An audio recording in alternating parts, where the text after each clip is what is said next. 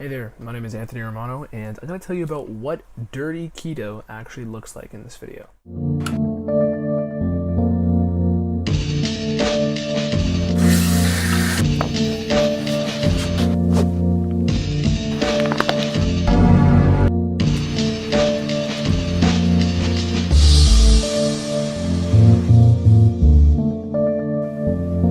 So a lot of people are concerned about doing dirty keto dieting.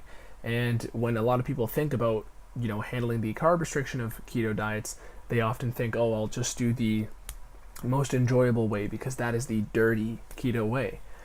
Good news is that the most enjoyable way to do a keto diet isn't necessarily dirty, but I am going to tell you what dirty keto actually looks like. And I'm also going to stop doing air quotes every time I say dirty. So with a dirty ketogenic diet, okay, people think and they associate bacon, eggs, butter, and all those things with dirty keto. And that's fortunately not necessarily dirty. I'm going to go off and start by saying that most of the problems in your body are going to come from either oxidative stress or inflammation. And reducing any of those and any part of the keto diet that reduces those can never be considered dirty.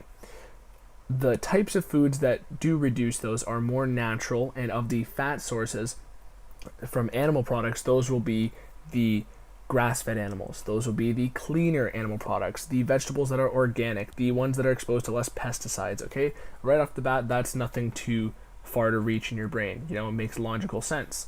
The cleaner and less processed the food is, the more natural its diet was, if it was an animal, is going to be cleaner. So, example, when you have a cow, and if you're eating beef or something, right, and the cow was fed grains, right, we don't know how much processing those grains were fed. If the grains had more pesticides, if they had more toxins in those grains, which later got into the cow and into the cow's fat. If you had a grass-fed beef meal that you were eating, that would be inherently higher in certain vitamins, the fat-soluble vitamins, because, example, in cows, when they eat grass, it converts into vitamin A in their gut. Humans cannot turn beta-carotene, which is the vitamin A precursor, which is in grass and various greens, into real vitamin A.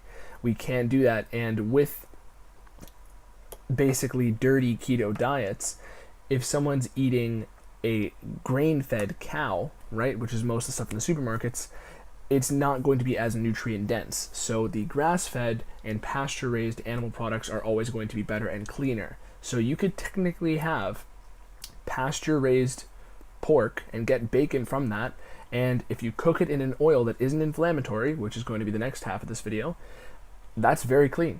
You can get a meal out of that, and it's not dirty at all. So I kind of want you to wrap your head around that distinction there, that the health of an animal product is important, and how natural the food product is in general is going to determine how clean it is. Okay, so organic vegetables is never going to be something that is dirty. Okay, eating large amounts of vegetables that aren't natural, or large amounts of nuts or seeds that are high in anti-nutrients, is going to be less clean. It's going to be more dirty. So eating pounds of almonds, right, with the skin is going to be more dirty because it's higher in anti-nutrients. Phytic acid is what the shell is made of. Or if you're eating foods that have, so the anti-nutrients are phytates, oxalates, and lectins. So basically, of those three, they're found in various foods. And in certain greens, like spinach, for example, there's a large amount of oxalates. And basically, these bind to minerals in your body and create more oxidative stress. So when you're eating large amounts of spinach for no reason, which nobody really does, and you're eating, handfuls of almonds, and the spinach you're eating isn't organic or clean, or it was exposed to pesticides or something, or you just picked it out of the grocery store.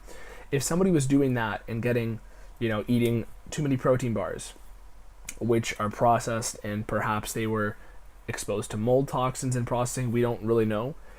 The less processed something is, the cleaner it's going to be. The less likely it is to inflame you is also cleaner. So that's now where I'm bringing into distinction these vegetable oils. What you cook your food in is going to be a determiner of how clean it is.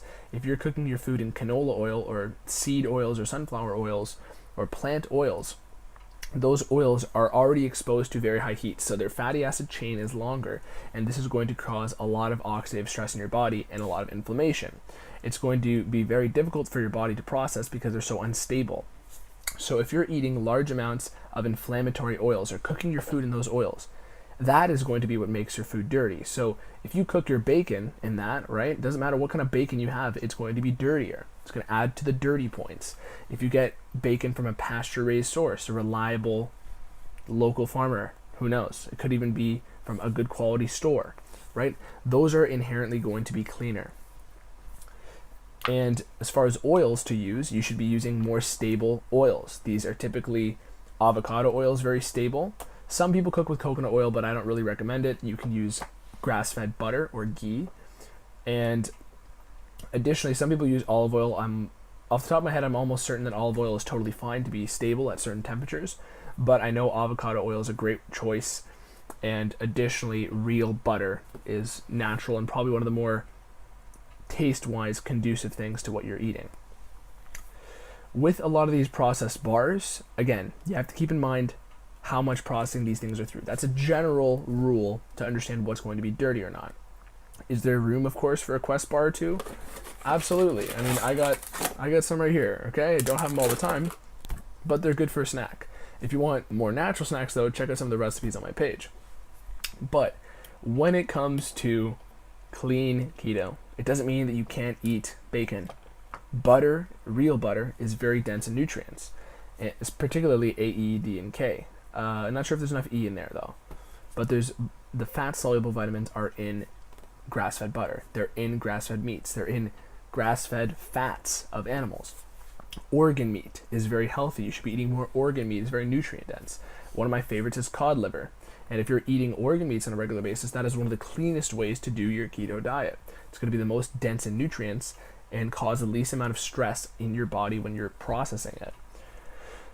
Overall, if you can eliminate the oils, only cook in the right stuff, eliminate, get higher quality food products, so animal-based and plant-based products, get them to be more natural, the animals of natural diet and the plants with less processing, less pesticides, then you're doing a large amount for your body.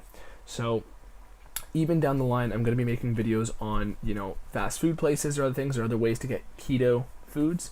But you have to keep in mind, a lot of these places are cooking grain-fed beef, grain-fed meat products in vegetable oils that are exposed to very high temperatures. So there's a lot of ways to be careful, and that in general is the essence of what is dirty or clean. Doesn't matter if you're eating bacon, it depends on where the bacon came from. Doesn't matter if you're eating burgers, it depends where the burgers came from. So hopefully that was clarifying to you. And I feel like there's one more thing I'm missing. Oh yeah, trans fats, avoid them. There you go.